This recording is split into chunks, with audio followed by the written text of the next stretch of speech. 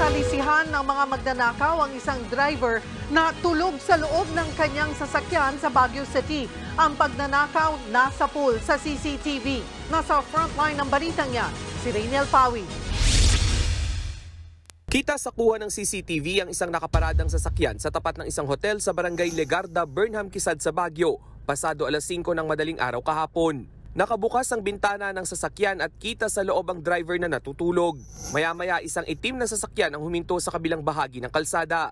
Bumaba ang isa sa mga sakay nito na naka-denim jacket at bonnet. Tumawid siya at nilapitan ang nakaparadang sasakyan.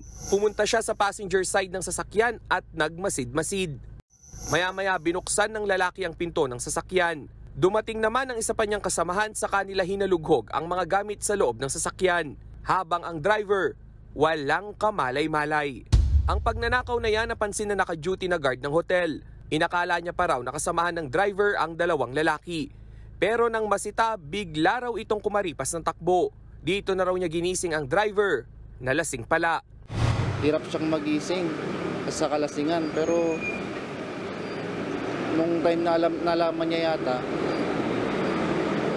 hindi ko lang siya kung nagisingan din siya ng buhay. Ang masaklap na tangay ng mga kawatan ang cellphone ng biktima. Agad nilang nireport ang pagnanakaw sa police station na ilang metro lang ang layo sa hotel. Iniimbestigahan na ng Baguio City Police ang insidente, pero tumanggi muna silang magbigay ng pahayag tungkol dito. Blanco pa ang pulisya sa pagkakakilanlan ng mga kawatan. Nagbabalita mula sa frontline, Rainiel Pawid, News 5. Mga kapatid, Cheryl Cosim po, huwag maging huli at maging una sa lahat sa balitaan. Para sa tuloy-tuloy na talakayang sa Frontline, mag-follow at mag-subscribe sa social media pages ng News 5.